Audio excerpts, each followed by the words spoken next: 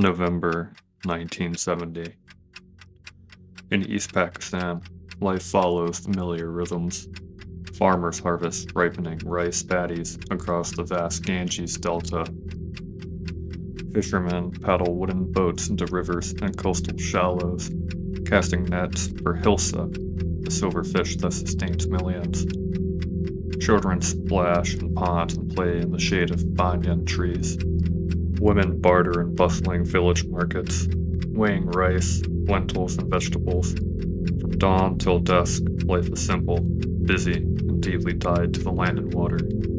But far to the south, hundreds of miles away, the atmosphere has begun to stir. Out in the Bay of Bengal, winds swirl and strengthen. A storm is gathering, one that will soon devastate this peaceful way of life.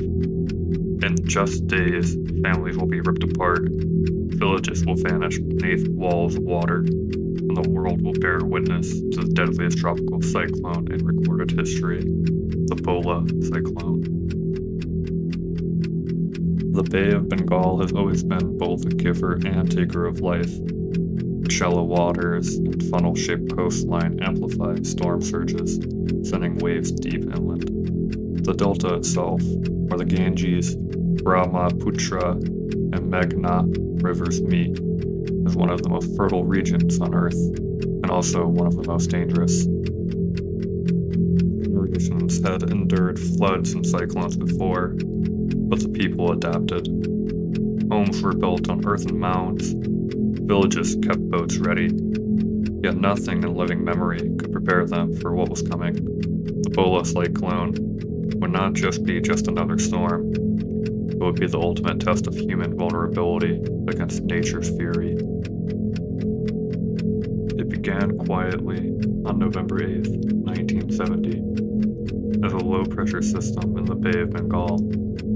Fed by warm seas and remnants of the Pacific tropical storm Nora, the system strengthened rapidly. By November 10th, winds roared at 115 miles per hour, making it a Category 4 equivalent cyclone. Unlike the Atlantic, where hurricanes were tracked by aircraft, the Bay relied mostly on sparse surface data. The newly launched ITOS-1 satellite provided rare images. The forecasting remained crude. Meteorologists, this was just another severe storm, but to those in its path, it would become a catastrophe of unimaginable scale. Bhola struck at high tide. Its timing was perfect for destruction, slowing down just before landfall.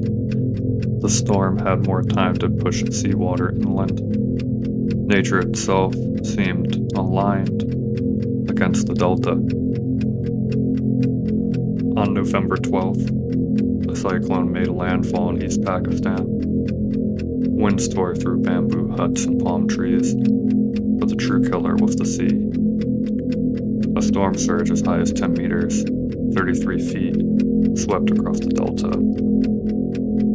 In Tajumuddin, half the population, 167,000 souls were lost. Entire families disappeared in moments. Fishermen's boats were smashed like toys. Croplands became salt-scarred wastelands. The geography itself changed as islands vanished or split apart. Survivors clung to trees for hours as walls of water surged around them. Many recall watching helplessly as loved ones were swept away. In the morning light, the delta was unrecognizable. Bodies lay everywhere. Silence followed the storm. The scale of death was staggering. Estimates range from 300,000 to 500,000. It remains the deadliest tropical cyclone ever recorded. Survivors faced unimaginable suffering. Food was gone, clean water was contaminated, disease spread rapidly, cholera, dysentery, and respiratory illness. Children were left orphaned by the tens of thousands. Aid workers described villages where not a single household remained intact. The dead were so many that burials were often not possible. corpses drifted in rivers. Livestock lay rotting in the fields. For those who lived, the trauma was lasting. Entire generations grew up haunted by the memory of the storm, its waves, and the silence afterward. Bhola's tragedy was not only natural, it was political. Meteorologists tracked the storm and broadcast warnings. Radio stations announced a severe storm, but communication was poor. Warnings were vague, and shelters were non-existent. The central government in West Pakistan, over 1,000 miles away, downplayed the storm. To them, it was routine. No mass evacuations were ordered. Relief was not pre-positioned. Officials even suppressed the severity of reports to avoid political embarrassment. This disconnect between science and governance proved fatal. The people of East Pakistan were left defenseless, not by a lack of knowledge, but by a lack of will. The storm's devastation became a turning point for East Pakistan. Survivors felt abandoned, betrayed by a government that had left them to die. Within weeks, elections were held, and the Awami League swept to victory, winning nearly every seat in East Pakistan. For the first time in Pakistan's history, one party had a clear national majority, but the ruling elite in West Pakistan refused to transfer power. Tensions exploded. By March 1971, civil unrest grew into war.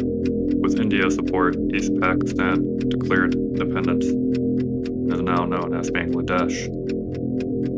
The Bhola Cyclone had not only destroyed lives, it accelerated the birth of this nation. International relief arrived slowly with ships from the US, Britain, and the Soviet Union, but delays cost lives. The tragedy drew global outrage, became a case study in disaster mismanagement. After independence, Bangladesh acted decisively. Cyclone shelters were built across the delta.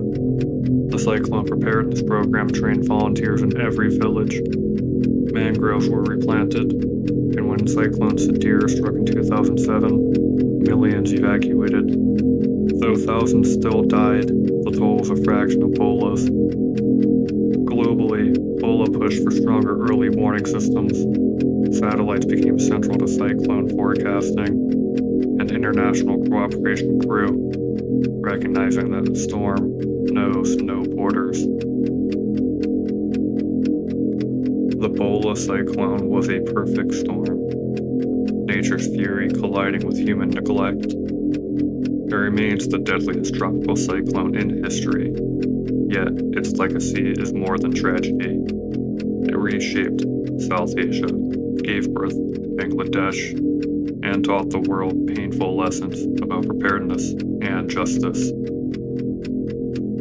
Today, as oceans warm and seas rise, Bhola's story feels urgent again. Storms are stronger, vulnerabilities remain, but the resilience of the Bangladeshi people shows that even after catastrophe, survival and progress are possible. The Bhola cyclone reminds us nature's power is immense. So too is humanity's ability to endure, adapt, and rebuild.